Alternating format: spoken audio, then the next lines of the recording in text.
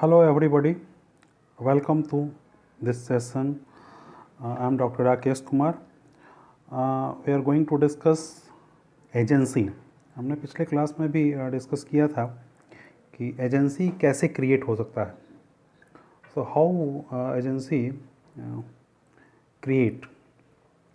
तो creation of agency के कई तरीके देखे थे, जिसमें बाय एक्सप्रेस एजेंसी क्रिएट हो सकते हैं, by the conduct of the parties create हो सकता है, by ratification and by the necessities. हम लोग ऑलरेडी देख चुके हैं बाय एक्सप्रेस ऑथोरिटी सेक्शन 186 के 187 कैसे क्रिएट होता है, by the conduct of the parties हम लोग देख चुके हैं. एजेंसी बाय द नेसेसिटीज भी हो सकता है, जिसको हम लोग देख चुके हैं. एंड बाय रेटिफिकेशन, जैसे हमें देखना है कि बाय रेटिफिकेशन एजेंसी किस प्रकार से क्रिएट हो सकता है. बाय रेटिफिकेशन जो एजेंसी है वो क्रिएट हो सकता है जिसके प्रोविज़न इंडियन कॉन्ट्रैक्ट एक्ट 1872 के सेक्शन 196, सेक्शन 197, सेक्शन 198, 199 एंड 200 में दिए गए हैं, जिसको हम लोग देखेंगे कि किस प्रकार से बाय रेटिफिकेशन भी अनुसमर्थन के द्वारा एजेंसी का क्रिएशन हो सकता है. अब बाय रेटिफिकेशन एजेंसी क्रिएट हो सकता है, जिसमें पहला हम लोग देखेंगे सेक्शन 196. देखिए सेक्शन 196 को अगर आप पढ़ें, बेयर एक्ट आपके पास हो, आप जब भी इसको पढ़ें बेयर एक्ट आपके पास होना चाहिए. तो सेक्शन 196 ऑफ द एजेंसी के बारे में कह सकता है कि ये बाय इलेक्शन जो रेटिफाइड करेगा वो उसका ये सिद्धांत है, अनुसमर्थन करने का ये सिद्धांत है कि कोई व्यक्ति के बिहाफ में अगर कोई काम किया गया है तो वो चाहे तो उस काम के लिए जो उसके बिना ज्ञान के कोई कार्य किया गया है, तो वो चाहे तो बाद में उसका समर्थन करे या ना करे, वो उसके ऊपर निर्भर करता है. वो चाहे तो उसको स्वीकार करे या उसको अस्वीकार कर दे. यही है अनुसमर्थन का सिद्धांत, और यही 196 में कहा गया है. सेक्शन 196 कहता है कि right of person as to acts done for him without his authority effect of ratification के बारे में बात करता है. मतलब ऐसा किसी व्यक्ति के लिए उसके प्राधिकार के बिना किए गए कार्यों के बारे में उसका अधिकार और अनुसमर्थन का प्रभाव क्या होगा, इसके बारे में कहता है. ये कहता है कि where acts are done by one person, किसी एक व्यक्ति के द्वारा कोई काम किया गया, बिहाफ ऑफ अनदर, किसी दूसरे व्यक्ति के लिए, बट विदाउट हिज नॉलेज, लेकिन उसके संज्ञान में नहीं है, उसके नॉलेज में नहीं है, या उसकी ऑथोरिटी के बिना, और बिना ऑथोरिटी और बिना नॉलेज के, ही में इलेक्ट टू रेटिफाई और टू डिसओन, वह उसको क्या करेगा, या तो उसको निर्वाचित कर सकेगा या अनंगीकरण या उसको डिसओन कर सकेगा. और इफ ही रेटिफाइज देम, अगर वो उसका अनुसमर्थन कर देता है, the same effects will follow as if they had been perform by his authority. तो अगर अनुसमर्थन कर देता है तो उसका वैसा ही परिणाम होगा जैसे उसके प्राधिकार से वो काम किया गया हो. तो ये स्पष्ट रूप से सेक्शन 196 ये कहता है कि कोई व्यक्ति किसी दूसरे के बिहाफ में काम करता है और दूसरा व्यक्ति अगर उसका अनुसमर्थन कर देता है, रेटिफाइड कर देता है, तो ये कार्य ठीक वैसे ही माने जाएंगे जैसे उसने उसको वो अधिकार दे रखा था, और वो उससे क्या होगा, बंध जाएगा, उसके अनुसमर्थन के लिए बंध जाएगा.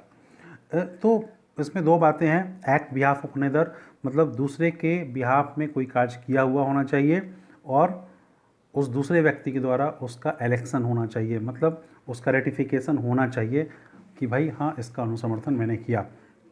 जैसे मान लीजिए मिस्टर ए है, मिस्टर ए किसी काम को without the knowledge of Mr B के नॉलेज में ये नहीं है, और मिस्टर ए किसी कार्य को मिस्टर सी से करता है, किसके लिए, बी के बिहाफ में करता है, बी के लिए करता है, without the knowledge of B, और न तो बी के नॉलेज में है और न ही बी के प्राधिकार में वो काम कर रहा है. ए जो है उसके प्राधिकार में भी काम नहीं कर रहा है, किसके, बी के. बी बी का एजेंट नहीं है, और बी सी से कोई कॉन्ट्रैक्ट करता है, किसके बिहाफ में? बी के बिहाफ में। सी से कोई कॉन्ट्रैक्ट कर लेता है बी के लिए, बी के नाम से, कि भाई बी के नाम से मैं ये कॉन्ट्रैक्ट कर रहा हूँ, और ऐसा कॉन्ट्रैक्ट करके एक बी के पास जाता है और ये बी को कहता है कि मैंने ऐसा ऐसा एक कॉन्ट्रैक्ट सी से किया है आपके लिए। अब बी के पास ऑप्शन है कि वो इस कॉन्ट्रैक्ट को इलेक्ट करे या नहीं करे। अगर बी इसको इलेक्ट कर लेता है, इस कॉन्ट्रैक्ट को का अनुसमर्थन कर देता है जो ए ने किया है सी से, किसके बिहाफ में? बी के बिहाफ में, तो क्या होगा? बी उस कॉन्ट्रैक्ट से बंध जाएगा। अगर अनुसमर्थन करता है तो बी क्या करेगा? इस कॉन्ट्रैक्ट से बंध जाएगा और उसे यह मानना पड़ेगा। उसके वही प्रभाव होंगे, मानो जैसे ए एज ए एजेंट काम कर रहा हो बी के, और एज ए एजेंट सी से कॉन्ट्रैक्ट किया हो। और आपको पता है कि अगर एज ए एजेंट कोई काम किया होता है तो उसके लिए प्रिंसिपल क्या होगा? लेवल होगा। प्रिंसिपल उस कॉन्ट्रैक्ट से बंध जाएगा। तो यहाँ भी वही है, ठीक है। तो यहाँ पे मैं ये कह रहा था कि सेक्शन 196 कहता है कि एक्ट बिहाफ ऑफ अनदर, किसी दूसरे के बिहाफ में एक्ट होना चाहिए और उस दूसरे व्यक्ति को उसका अनुसमर्थन करना चाहिए, ठीक है। इसमें एक केस है किगले मास्टर्स एंड कंपनी वर्सेस दुरंत का। इस केस में क्या हुआ था कि एक अभिकर्ता होता है KM & कंपनी का अभिकर्ता। तो KM & कंपनी ने अपने अभिकर्ता को ये कहा कि एक निश्चित रेट पे, निश्चित दर पर गेहूं खरीदने का कहा कि आप इस दर पे गेहूं खरीद लो। जब वो अभिकर्ता एजेंट गेहूं खरीदने जाता है तो उसको उस रेट पे वो गेहूं नहीं मिल पाता है। तो वो एजेंट क्या करता है कि उससे अधिक रेट पे गेहूं खरीद लेता है और इस विश्वास पे खरीद लेता है कि उसका प्रिंसिपल मतलब मालिक उसको स्वीकार कर लेगा। लेकिन जो कॉन्ट्रैक्ट करता है तीसरे पर्सन से गेहूं खरीदने का, उसको अपने नाम से करता है। किसके नाम से? अपने नाम से, ना कि अपने प्रिंसिपल के, अपने मालिक के नाम से। अब जब वो मालिक के पास पहुंचता है तो मालिक उस संविदा को, उस खरीदी को, उस क्रय को स्वीकार तो कर लेता है, लेकिन बाद में गेहूं का रेट गिर जाता है और माल का रेट जब कम हो जाता है तो वो इस कॉन्ट्रैक्ट को फिर छोड़ देता है, इनकार कर देता है, स्वीकार माल लेने से ही मना कर देता है। तो ऐसी स्थिति में क्या करता है? ये जो दुरंत है, ये दुरंत जो है उस पर वाद लाता है। क्यों? क्योंकि ये कहता है कि ये जो किंगली है आपने अनुसमर्थन किया था, अब आप इससे बंध गए। लेकिन कोर्ट क्या कहता है? कोर्ट कहता है कि नहीं, ये रिस्पॉन्सिबल नहीं है। इसलिए रिस्पॉन्सिबल नहीं है क्योंकि रेटिफिकेशन के लिए ये ज़रूरी है कि संविदा उस व्यक्ति के नाम से हुआ हो जिसने उसका अनुसमर्थन किया है। इस केस में क्या हुआ था? KM & कंपनी के नाम से उस एजेंट ने संविदा ही नहीं किया था। संविदा अभी एजेंट ने किसके नाम से कर लिया था? अपने नाम से कर लिया था, इस विश्वास पर कि वो उसका KM & कंपनी इसका अनुसमर्थन कर देगा। इस केस में अनुसमर्थन तब बाद होता जब उस एजेंट ने वो संविदा KM & कंपनी के लिए किया होता, दुरंत से KM & कंपनी के लिए संविदा किया होता। एजेंट ने ये कहा होता कि मैं ये जो गेहूँ अधिक मूल्य पे खरीद रहा हूँ, ये KM & कंपनी के लिए खरीद रहा हूँ, KM & कंपनी से संविदा हो रहा है, इसके लिए खरीद रहा हूँ। और KM & कंपनी ने अगर उसका अनुसमर्थन कर दिया होता तो KM & कंपनी वहाँ पे बाध्य होता। लेकिन चूँकि उसने वो संविदा क्या किया था? अपने नाम से किया था। उस एजेंट ने क्या किया था? अपने नाम से किया था, इसलिए वो बाध्य नहीं है। एजेंट ने अपने नाम से किया था। तो जब एजेंट से वो संविदा हुई तो कोई तीसरा व्यक्ति इसमें क्या होता है? लेवल नहीं हो सकता है। ये था ये केस। सेक्शन 235 अगर आप पढ़ेंगे तो वो इसमें ये लिखता है कि अनुसमर्थन नहीं करने पर अभिकर्ता क्या होता है? सेक्शन 235 सेक्शन 235 में ये कहा गया है कि अगर कोई एजेंट या कोई एजेंट नहीं, कोई भी व्यक्ति किसी दूसरे के बिहाफ में संविदा कर लेता है और उसका अनुसमर्थन वो दूसरा व्यक्ति नहीं करता है, तो फिर उस संविदा का क्या होगा? तो अगर उसने वो संविदा कर लिया है तो किसी भी तरह का कोई जो थर्ड पर्सन को किसी भी तरह के लॉसेस होते हैं या कोई प्रॉब्लम्स होते हैं तो उसके लिए कौन दायी होगा? उसके लिए वो अभिकर्ता वो जो व्यक्ति जिसने संविदा की है वो दायी होगा अकॉर्डिंग टू सेक्शन 235। ठीक है, तो ये है इसका सार। अब कुछ शर्तें हैं इसके अनुसमर्थन के। अनुसमर्थन की शर्त है कि जो इस केस में भी कहा गया कि principal should be competent to contract and it existence. हाँ, ये सेक्शन 1 आप देखेंगे सेक्शन 197 सेक्शन 197 तो ये कहता है कि जो समर्थन है वो क्या हो सकता है, विवक्षित भी हो सकेगा। जो यहाँ पे हम लोगों ने ऑलरेडी 197 को अगर आप पढ़ेंगे तो सेक्शन 197 तो ये कहता है कि रेटिफिकेशन में भी एक्सप्रेस और इम्प्लाइड। सेक्शन 197 कहता है कि रेटिफिकेशन में भी एक्सप्रेस और may be implied in the conduct of the person on whose behalf the acts are done. अगर किसी व्यक्ति के बिहाफ में कोई संविदा कर ली जाती है तो वो क्या हो सकेगा, वो उसका अनुसमर्थन जो प्रिंसिपल है वो उसका अनुसमर्थन एक्सप्रेस भी कर सकता है और इम्प्लाइड भी कर सकता है, मतलब विवक्षित भी कर सकता है या अव्यक्त रूप से भी कर सकता है। अब अगला है हमारा principal should be competent to contract. एक शर्त ये भी है कि जो काम किया गया है, जो जिस व्यक्ति के लिए संविदा किया गया है, मान लीजिए मिस्टर ए ने मिस्टर सी से एक कॉन्ट्रैक्ट किया। मिस्टर ए ने मिस्टर सी से एक कॉन्ट्रैक्ट किया बिहाफ ऑफ बी के लिए। अब यह जरूरी है कि ए ने without the knowledge of B and without the consent of B and without the authority of B की ऑथोरिटी भी नहीं है ए को, और ए ने सी से बी के लिए एक संविदा किया, लेकिन बी उस समय कॉम्पिटेंट टू कॉन्ट्रैक्ट नहीं है, मतलब बी एज ऑफ मान लीजिए मेजर नहीं है, या बी पागल है जो संविदा को समझ नहीं सकता है, तो वैसी स्थिति में यह कॉन्ट्रैक्ट बाद में उसका जब वो मेजर हो जाएगा तो उसका अनुसमर्थन नहीं किया सकता है। At the time of the contract, जिस समय ए सी से कॉन्ट्रैक्ट कर रहा है, at the time of the contract, उस समय जो जिसके लिए कर रहा है उसका संविदा सक्षम होना आवश्यक है, ये कहता है सेक्शन एक तरह से आप कह सकते हैं कि ये सेक्शन 196 ये भी कहता है। ठीक है, क्योंकि किसी भी चीज़ के लिए संविदा का सक्षम होना आवश्यक है।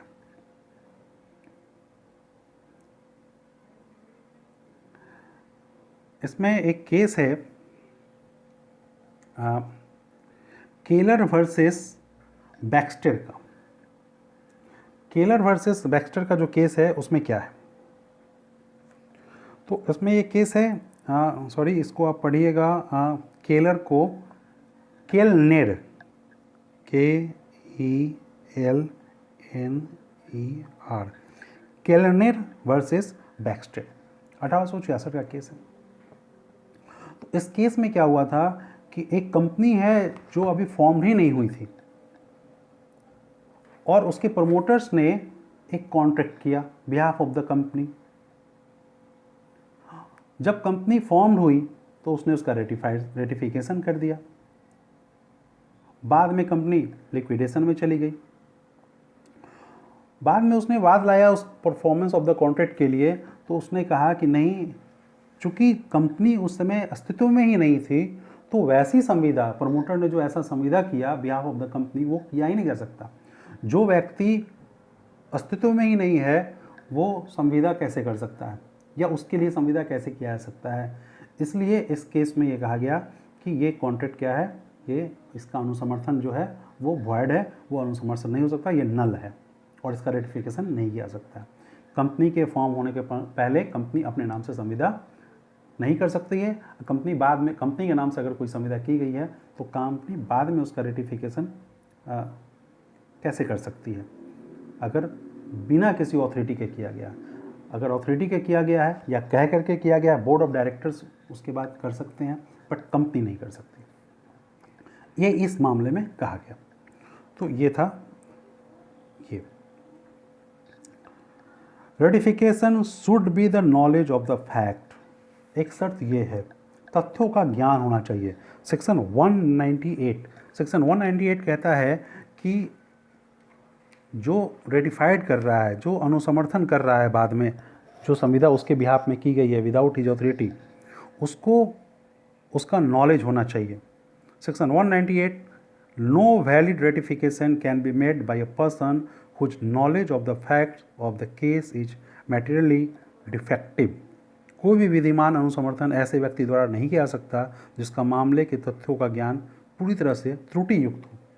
पता ही नहीं है उसको कि वास्तव में जिस चीज़ का वो अनुसमर्थन कर रहा है उसके फैक्ट क्या है, किस कॉन्ट्रैक्ट का वो अनुसमर्थन कर रहा है, कौन से कार्य उसके बिहाफ में किसी व्यक्ति ने कर दिया।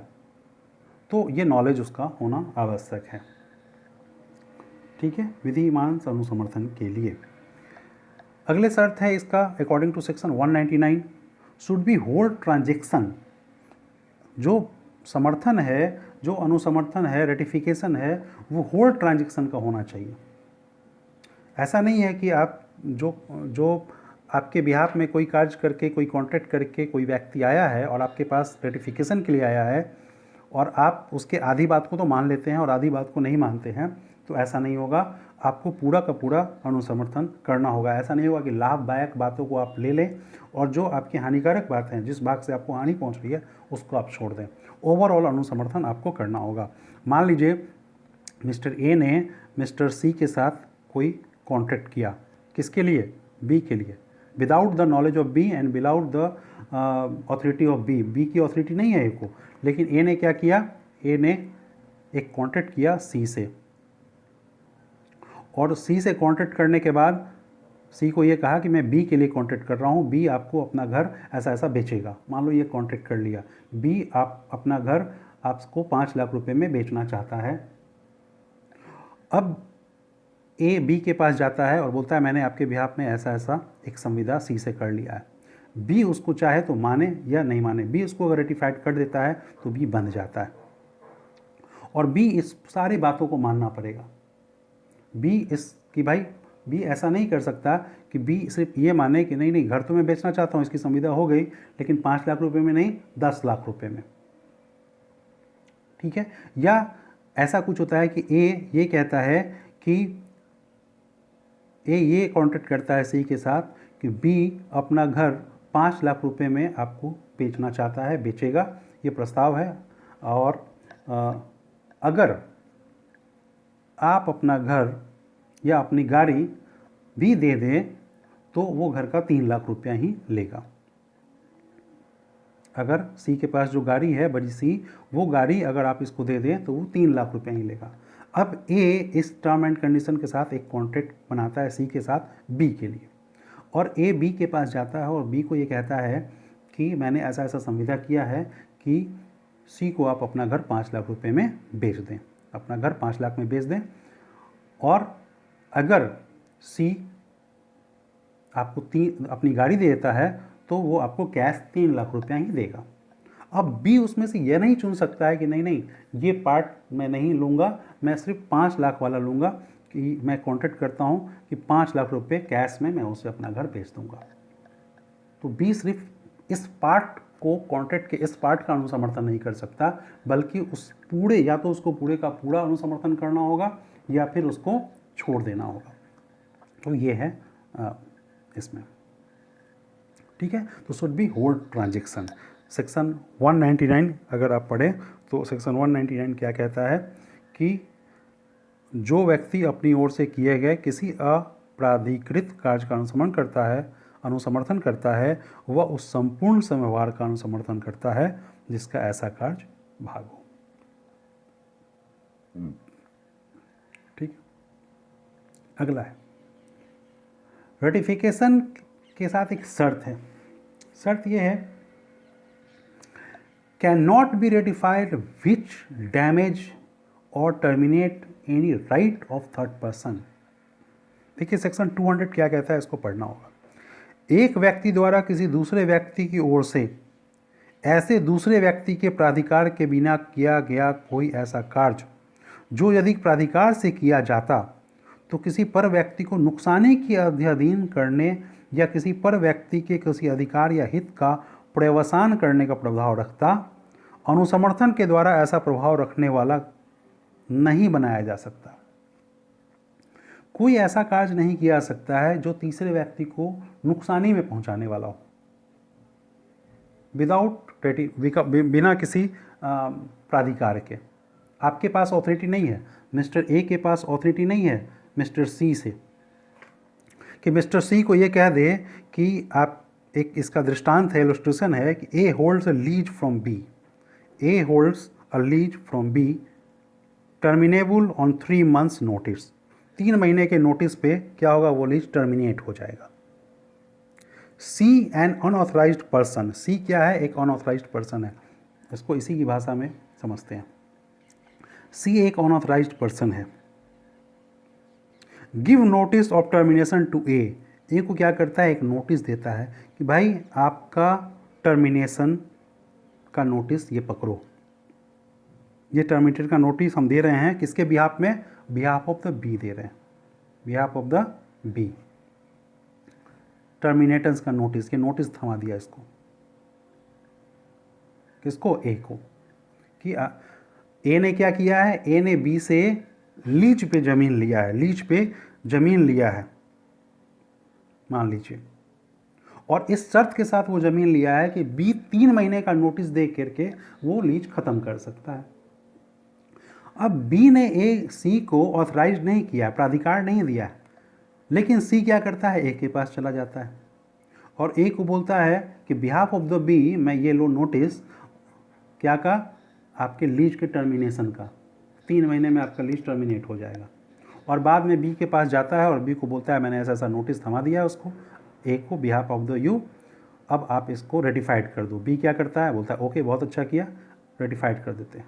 3 महीने बीतने के बाद ए क्या कहता है, ए बोलता है कि ये कॉन्ट्रैक्ट नहीं हुआ, इस कॉन्ट्रैक्ट वैलिड नहीं है। क्यों नहीं है, क्योंकि सेक्शन 200 ये कहता है, सेक्शन 200 ये कहता है कि ratification of unauthorised act cannot injure third person. अगर कोई ऐसा रेटिफिकेशन आप नहीं कर सकते हैं जो अनऑथराइज्ड पर्सन हमको नुकसानी में डालने वाला हो, तो ये कहता है सेक्शन 200। ओके,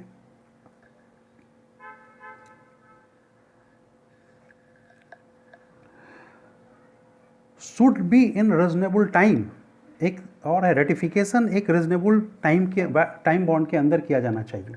रेटिफिकेशन ऐसा नहीं है कि रेटिफिकेशन आप कभी भी समय सीमा बीत गया उसके बाद आप कर रहे हो, एक रीजनेबल टाइम होना चाहिए। इसके लिए एक रिलेशन बैक सिद्धांत है। रिलेशन बैक सिद्धांत कहता है कि एक रीजनेबल टाइम क्या होना चाहिए। देखिए सेक्शन 196 अगर आप देखेंगे तो उसमें वही होता है कि अनुसमर्थन आप कर दिए तो सेक्शन 196 कहता है कि अनुसमर्थन का मतलब यही है कि संबंध जो है वो थर्ड पर्सन और मालिक के बीच स्थापित हो गया। जो कॉन्ट्रैक्ट जो किसी व्यक्ति ने बिना प्राधिकार के आपसे कोई बात किया था, वो अब रिलेशन क्या हो गया, उस व्यक्ति के साथ आपका संबंध स्थापित हो गया। तो ये प्रभाव होता है।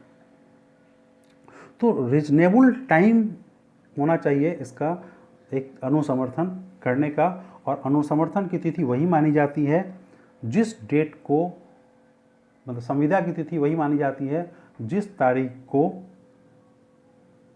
वो कॉन्ट्रैक्ट तीसरे व्यक्ति के साथ हुआ था। मालिक ने जो अनुसमर्थन किया वह तारीख ना होकर के वह तारीख माना जाता है जिस तारीख को वो कॉन्ट्रैक्ट किया गया था। ऐसा किस केस में कहा गया, बोल्टा, ठीक है, बोल्टन, एन छूट गया इसमें, आप इसको ऐसे पढ़ लें,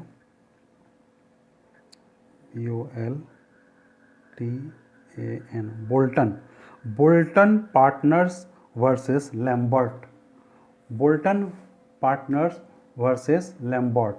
इस केस को आप पढ़ेंगे, इसमें क्या था कि एक प्रतिवादी है, जो एक व्यक्ति है जो एक कंपनी के प्रबंध निदेशक को, जो मैनेजिंग डायरेक्टर है, उसको एक प्रस्ताव देता है। जो मैनेजिंग डायरेक्टर, उस प्रस्ताव को स्वीकार करने का अधिकार तो उसमें नहीं था, लेकिन उसने प्रस्ताव स्वीकार कर लिया। और इससे पहले कि वो कंपनी से उसका अनुसमर्थन कराता, उस व्यक्ति ने प्रस्ताव वापस ले लिया। इसके बाद कंपनी के प्रबंध जो मैनेजिंग डायरेक्टर के द्वारा स्वीकृति दे दिया गया कंपनी प्रबंध निदेशक को कंपनी के द्वारा। बाद में कहा गया कि संविदा पालन कीजिए। उसने कहा कि अब मैंने वापस ले लिया है, मैं तो अनुसमर्थन के पहले, इसलिए मैं संविदा का पालन करने के लिए लायबल नहीं हूँ। लेकिन कोर्ट ने यह कहा कि नहीं, उसे संविधान का पालन करना होगा, क्योंकि जिस डेट में ये किया गया, प्रस्ताव दिया गया, उसी डेट से संविदा माना जाएगा। इसको ऐसे समझिए, एक व्यक्ति है ए ने किससे किया, मैनेजिंग डायरेक्टर एमडी किसी कंपनी का था, एमडी से एक कॉन्ट्रैक्ट किया, एक प्रस्ताव स्वीकार किया। ठीक है, एमडी को प्रस्ताव स्वीकार करने का अधिकार नहीं था, इसको कोई अथॉरिटी नहीं थी। किसके तरफ से, कंपनी के तरफ से। एमडी कंपनी के पास जाता है और कंपनी से वो प्रस्ताव स्वीकार करने के लिए बोलता है, रेटिफाइड करने के लिए बोलता है। रेटिफिकेशन के पहले ये क्या करता है, उस प्रस्ताव को रिवोक कर लेता है। कॉन्ट्रैक्ट में ये होता है, before the acceptance of the promise, proposal can be revoke the proposal. उसको रिवोक कर सकता है प्रपोजल को। अब ये इसको रिवोक कर लेता है। इधर एमडी क्या किया, एमडी ने कंपनी से इसके प्रस्ताव का अनुसमर्थन करा दिया। प्रस्ताव का जब अनुसमर्थन हो गया तो ये क्या है, ये बंध गया। कंपनी अब ए से बोलता है कि आप अपने पार्ट का, संविदा का जो प्रस्ताव दिया था मैंने एक्सेप्टेंस कर लिया, अब कॉन्ट्रैक्ट हो गया, अब अपने पार्ट का आप एक्सक्यूशन करो, आप निर्वहन करो। ए बोलता है कि मैंने तो पहले ही अपना क्या किया है, प्रस्ताव वापस ले लिया है आपके अनुसमर्थन करने के पहले।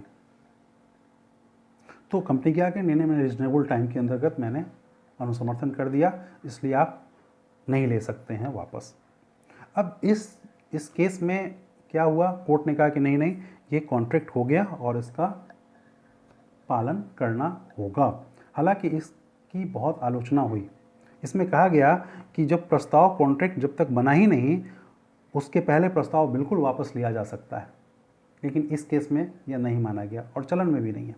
हालांकि इसका एक अपवाद है, वाटसन वर्सेस डेविस का केस। एक केस है वाटसन वर्सेस डेविस, जो इसमें एक अपवाद है। वाटसन वर्सेस डेविस के केस में क्या हुआ था, वाटसन वर्सेस डेविस के मामले में एक व्यक्ति है जो संस्था को, अपनी एक धर्मार्थ संस्था थी, उसको अपनी संपत्ति बेचना चाहता है और एक प्रपोजल देता है, और वो वहाँ पे ये कहता है कि ठीक है, आपके प्रपोजल जो है वो मैं स्वीकार करा लूँगा अगर तो लागू होगा। इस शर्त पे वो प्रस्थापना को स्वीकार करता है कि अगर सारे लोग स्वीकृति दे देंगे, हमारे संस्था के जो अथॉरिटी हैं वो स्वीकृति दे देगी, तो फिर ये स्वीकार कर लेगा। अब इसमें क्या होता है कि चूँकि ये शर्त ऑलरेडी डाला हुआ था कि स्वीकृति देने पर ही ये कॉन्ट्रैक्ट बनेगा, तो वो जो स्वीकृति लेने के लिए जाता है, उससे पहले उस व्यक्ति ने क्या किया, वो अपना प्रस्ताव वापस ले लिया। और इधर इसने क्या किया था, स्वीकृति अब सारे लोगों से, जो संस्था थी उसके सारे लोगों से उसने स्वीकृति, रेटिफिकेशन ले ली, अनुसमर्थन करा लिया। और अनुसमर्थन कराने के बाद उस व्यक्ति पे, प्रतिवादी जो व्यक्ति वाद लाया, जिस व्यक्ति ने प्रस्ताव रखा था, उस पर उसने संविदा पालन के लिए वाद लाया। कोर्ट ने क्या कहा, कोर्ट ने कहा कि अनुसमर्थन का कोई मतलब ही नहीं है। क्यों, इसलिए व्यक्ति नहीं है, मतलब नहीं है कि जब स्वीकृति ही, प्रपोजल ही चल रहा था और वो अभी तक एक्सेप्टेंस उसका हुआ नहीं था, उससे पहले उसको रिवोक कर लिया गया, इसलिए इसका कोई मतलब नहीं है। तो ये एक तरह से ये बोल्टन वर्सेस लैम्बर्ट का ये केस क्या है, अपवाद है। लेकिन फिर भी जो मामला अभी चल रहा है, वो जो माना जा रहा है, वो Bolton and partner versus Lambert के मामले में जो फैसला दिया गया है वही मान्य है, वही अभी माना जाता है। Watson and Davis versus Davis का मामला क्या है, बोल्टन पार्टनर्स वर्सेस लैम्बर्ट का एक अपवाद है। तो ये था आपका रेटिफिकेशन का ओवरऑल चैप्टर, जिसमें हम लोगों ने देखा कि रेटिफिकेशन क्या है। रेटिफिकेशन इन